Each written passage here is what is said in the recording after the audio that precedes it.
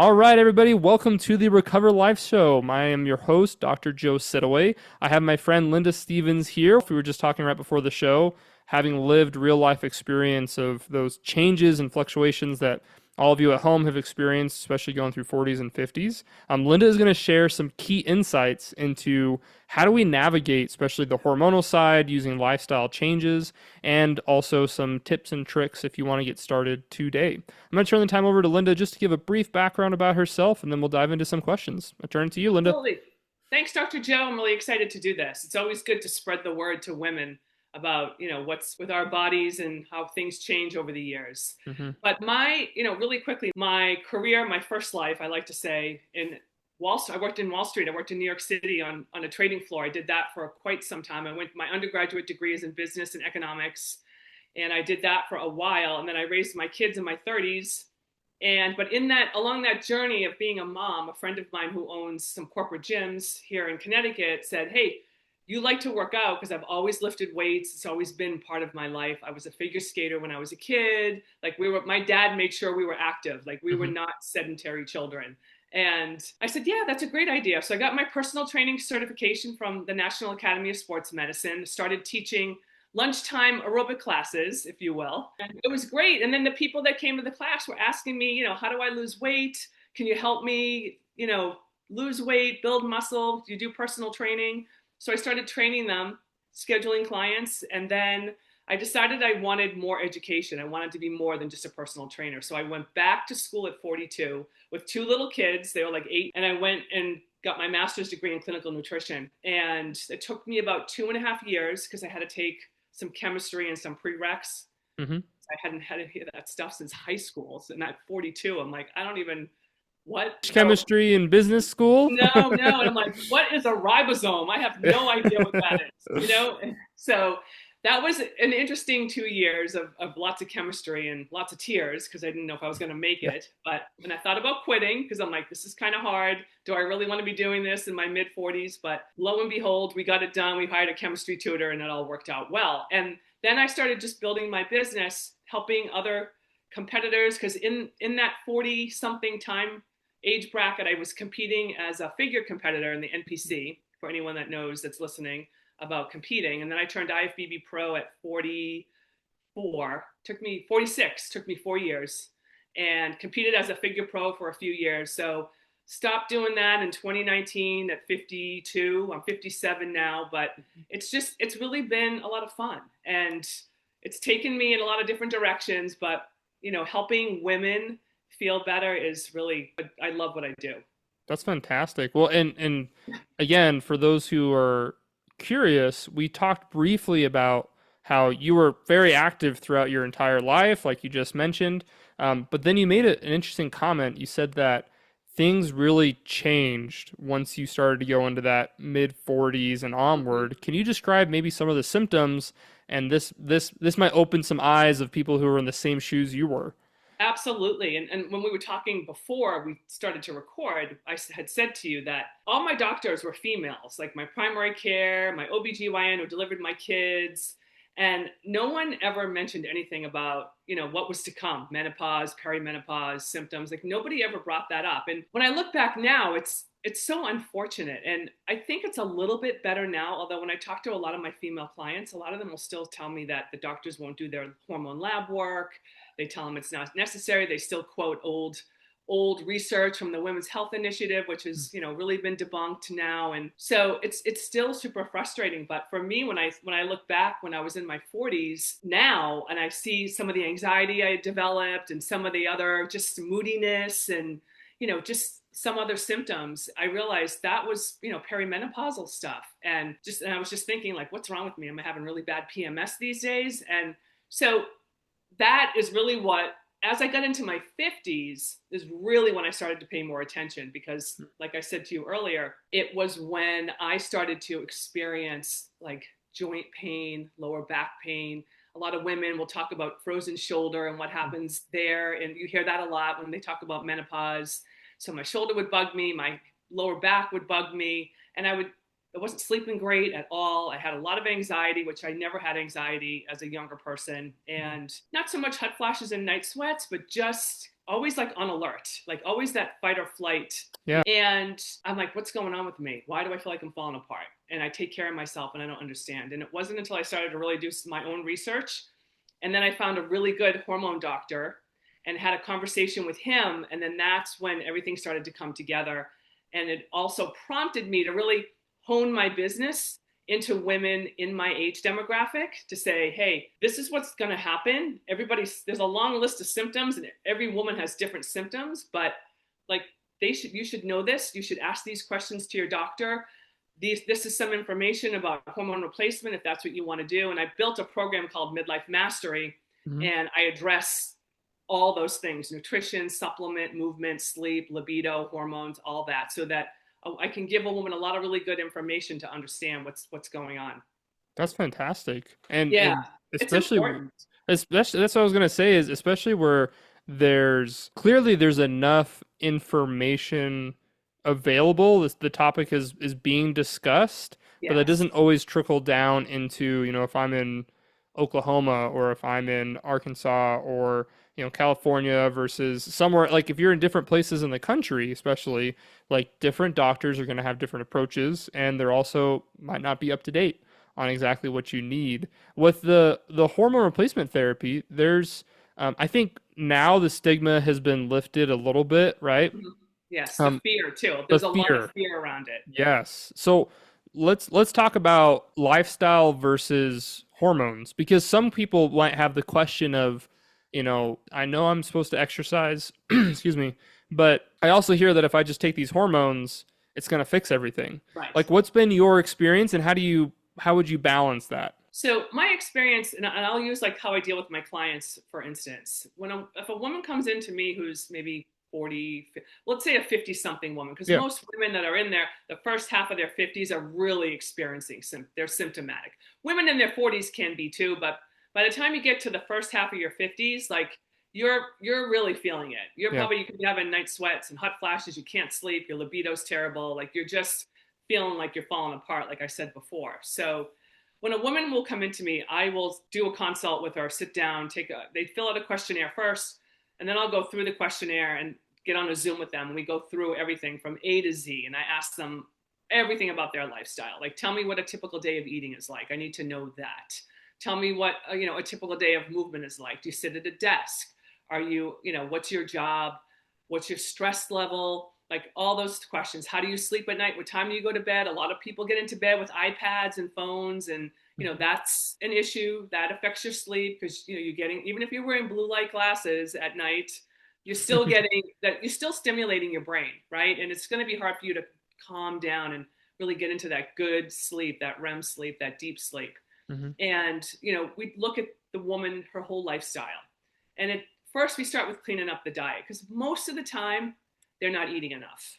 They eat sporadically. They're not eating enough protein, which is super important for every cell in our body. And Hmm. it helps build bone. It helps build muscle. Like we need protein. And a lot of women just really don't eat enough. So it's addressing all those things. And I'm a big advocate of using all your macronutrients, proteins, carbs, carbohydrates, and fats in most of your meals because we need all those things.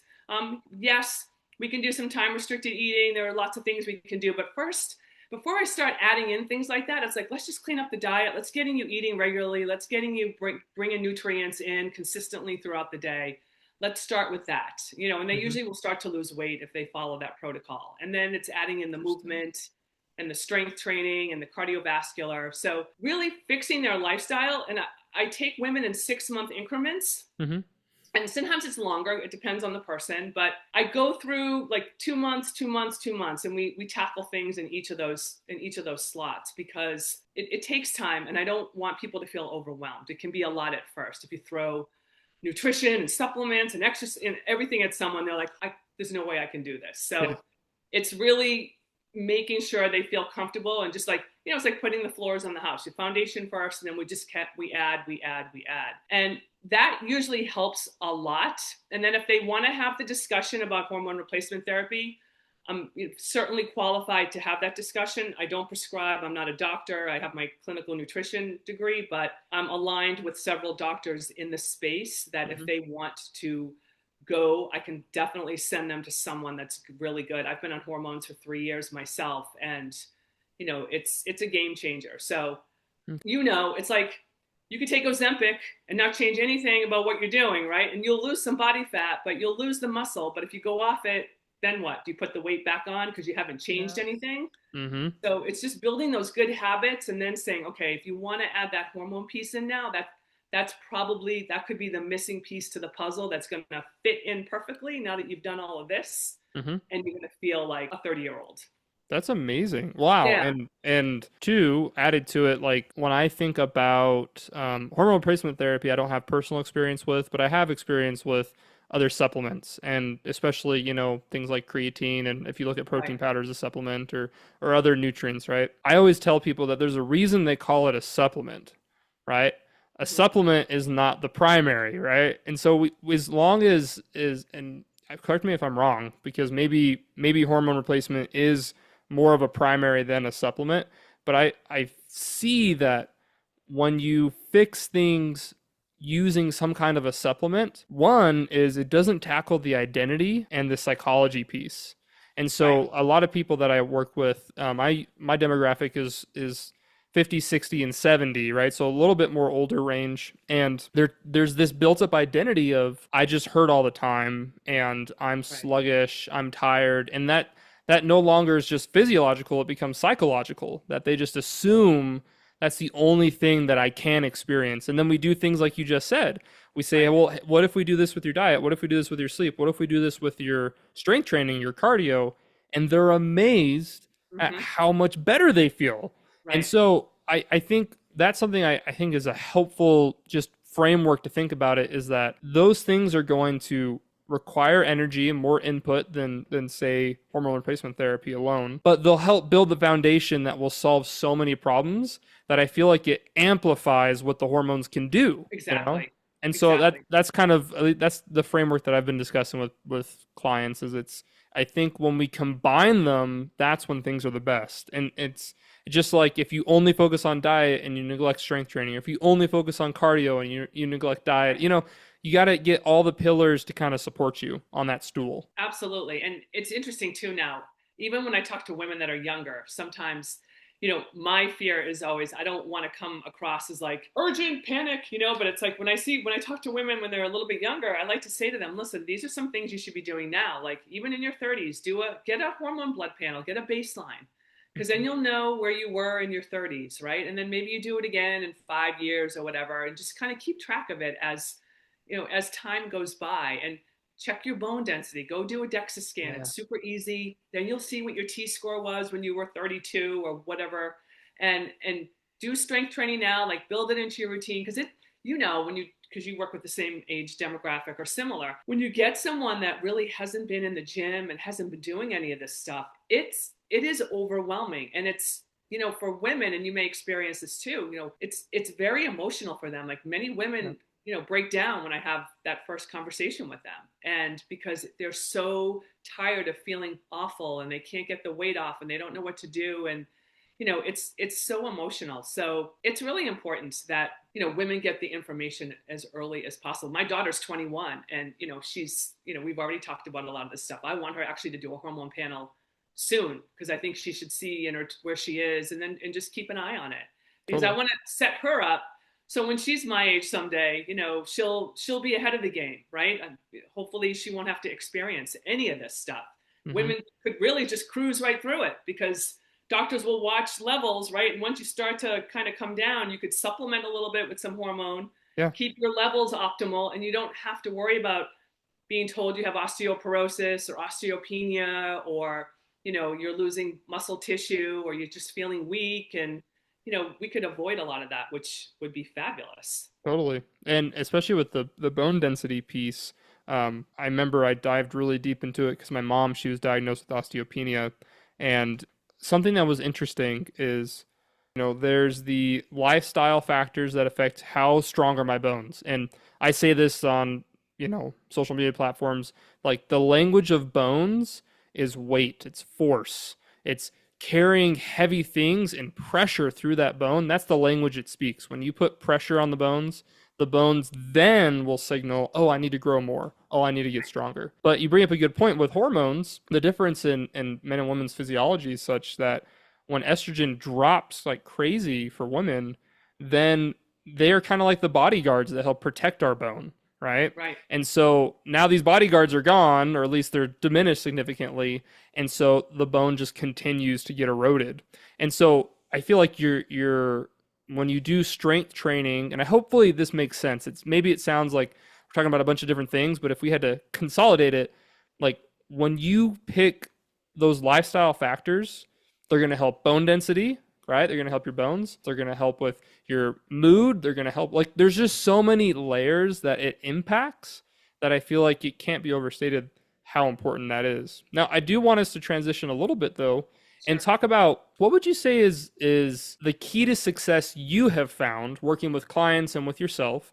What is a key to success that most people don't talk about when it comes to weight loss and building muscle over 50? I would say that the key to success is, it's so interesting. I've listened to so many doctors lecture. I've been to so many conferences, and Hmm. they talk, all the diseases and preventative stuff. And it's always interesting how everything always drills back down to how do you eat and how do you move. It really is, everything comes down to that, right? If you want to try to prevent cancer, it's like, okay, make sure you're not eating a lot of sugar and processed foods. And or if you want to try to prevent osteoporosis, it's like, make sure you're eating a good diet, getting enough protein, calcium, all those things. And it's so interesting how the key to success, I feel like it's really simple. It's just really being mindful of, what you're ingesting every day, and then how you're moving your body, just getting outside and walking, moving, doing,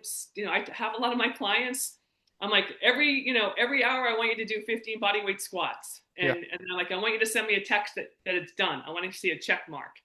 But it's getting circulation, it's oxygenating your tissues and your brain. And so it really does come down to what I tell my clients: every time you sit down to eat, look at your plate and identify your protein source.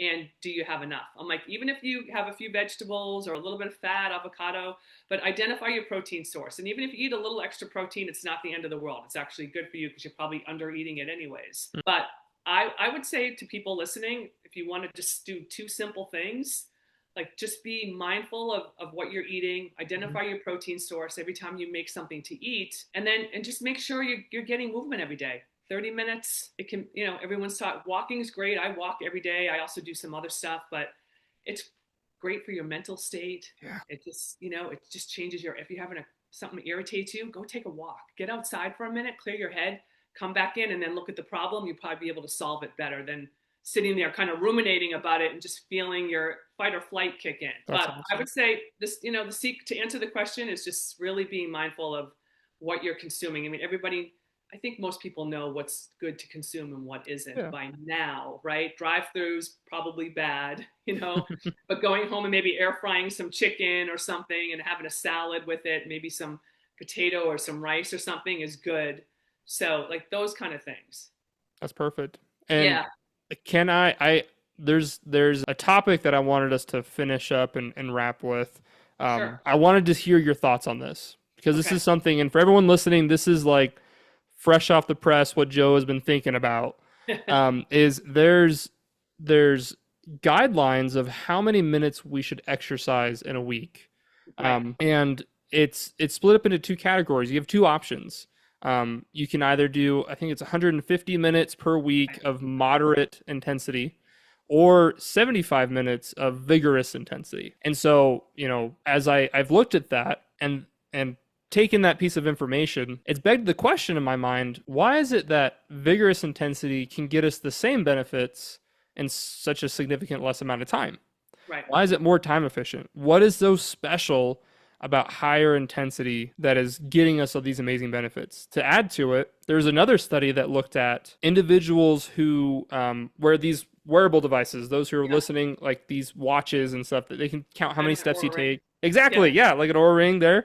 And the amazing thing is they just looked at the data. These were non-exercisers. They were taking medication to manage their conditions, and they just looked at the mortality rates, right? And people who engaged in 1.1 minutes of vigorous activity throughout the day, so just a minute, right? They had like over a 40% reduction in the risk of dying from all causes. Hmm. And so what they kind of part of the conclusions are that there are protective benefits from vigorous exercise, and that's from 1 minute. So then we look at to, well, how would you feel after 75 minutes a week? How would you feel? You kind of stack Right. it. You see the logic there. My question for you though is, how applicable do you feel that is for especially women Yep. who are over 50, who already feel tired, who feel burnt out. But we see that there's such a benefit, right? Absolutely. So what would be your thoughts on that? I was just listening to a podcast with some of the gurus on there, and they were talking about this subject. And I think it really comes down to the woman first, like what you Okay. just said. If they're already kind of feeling fatigued and they're dragging themselves around, probably tell them to start doing some hit training may not be the best thing at that particular moment, right? It may be, hey, let's get 20 to 30 minutes of either walking outside, or if you get on a piece of equipment, stay in that zone, like zone 2, where you're breathing and you're working, sweating. But if someone was next to you on the treadmill, or you're walking with your girlfriend, you could carry on a conversation. But you might be breathing a little bit heavy, but you could Yeah. carry on a conversation. And just to get them there, because sometimes people come in and they have a lot of weight to lose, and it's a matter of getting them to start losing some weight and then adding pieces in. But definitely, they say that hit training is good to do that, even if you do it once a week. Hmm. What I've done in the past, and I want to start incorporating it more, I have not been, but is like 4 to 5 sprints, right? Meaning once or twice a week, right, is all you need. And then you could do your other zone 2 cardio on other days. But Hmm. I used to love to do it on the rower. I get on the rower, crank it out for 30 seconds as fast as I can go. Like keep Hmm. the resistance low, keep Yeah. it down around 1, but go as fast as you can, 30 seconds. And then depending on how fast you recover, 2 to 3 minute recovery of just, nice, easy rowing, catch your breath. Once you feel like you've recovered, bang out another 30 seconds, maybe do 4 of those, Yeah. right? And then done. And it's just a great way to shake up your metabolism, tap into fat burning. It's great for cognitive health. It just makes you feel really good. And I think it's good to jolt your system a little bit like that. And of Hmm. course, you could do it on a treadmill. You could run for 30 seconds and then recover. I've done it on an elliptical. I've done it on an exercise bike. The rower is pretty badass if you want to do it on a rower. It's good, and it gives you that zap. But I always do like to tell people at least 30 minutes of cardio 5 times a week on a piece of equipment, and then you can walk and then add in one of those 4 to 5 sprints periodically during the week. I think it all works. It all works really well, but I think you have to get someone to that point, especially if they haven't been doing anything. They're I not like going it. to, I don't want them to be like, start doing burpees and all kinds. They're going to be like, no way, I'm not doing that. So, Yeah. but yeah, I think you just pepper in a little bit of everything, and it just keeps. I love to jump rope. Jumping rope is another great way Oh to yeah. get a jump rope. Jump for 30 seconds, recover. Sometimes I'll jump rope in between sets when I'm strength training. Hmm. It just gets your heart rate up a little bit. It's good. It's great for your lymphatic system to jump and move and do that. A lot of we don't jump as much when we're adults anymore. Kids run and jump all day long, but how Yeah. many adults do you see running and jumping around all day, No. Well, really? and for bone density, Yeah. jumping is probably one of the best things you can do. Yeah. Amazon, get a jump rope, $8. Woohoo! There you go. That's your 30 workout sec plan. 4 or 5, 30 seconds with a jump rope. And then as you get more conditioned and better at it, so there's a lot of ways you can add it in, but it's important. You got to keep the blood flow to the brain too. That Hmm. helps us. Totally. And we probably could go a whole nother I hour know. on this topic, right? I did want to close out and just first off, thank you for coming on the show. Thank you for Yeah, coming thank you and for having me. having this conversation. Um, the last piece of the last question, I guess, that we want to ask is if you were to go back and to talk to yourself at 40 then, and you could only give one piece of advice on how to navigate through your older years, right? What would be that piece of advice that you would give? That's a very good question. I would say find a doctor that is willing to talk to you about your lab work, your hormone levels, versus just saying, oh, everything's fine, you're in range. Because that is such a dismissive answer. And we hear that so much. And I would say find a doctor that really understands hormone labs. And it may not be an endocrinologist because many times they still don't understand that. Hmm. My hormone doctor said to me, he's like, you would not believe how many wives of endocrinologists I treat with hormone replacement therapy. I know, but people think, an endocrinologist is a hormone doctor, but still that doesn't mean that they understand that. But I would say find a doctor that's cutting edge, that's willing to have that conversation, and don't, interview them, and don't stop until you find one that you feel is empathetic and will listen and not be dismissive.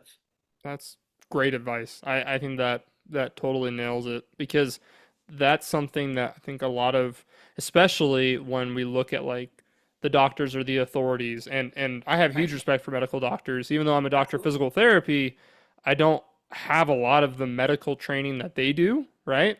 And so we need doctors. They provide a necessary work. However, um, it's okay to shop around. I And agree. I think just having that empowerment, like I think a lot of people who are listening to this might have different experiences with physicians, with their doctors. Like it's what I'm hearing is it's okay like to shop around and find someone that works for you and with you. Absolutely. And that's Absolutely. perfect. I mean, doctors are awesome, but some of them are just really dismissive, or they don't want to have the conversation, or they don't want you to say, well, I read this, what about this? Yeah, So I always tell my clients too, I'm like, if your doctor's not willing to have the conversation with you, then let's find somebody else that will, because it's your life. You deserve to feel well and age feeling great. You don't want to, who wants to, be 55 and you feel like you're starting to fall apart. So totally. Yeah.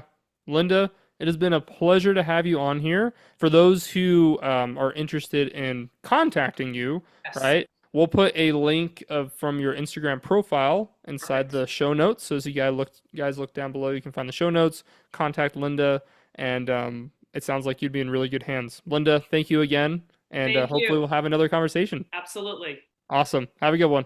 You too.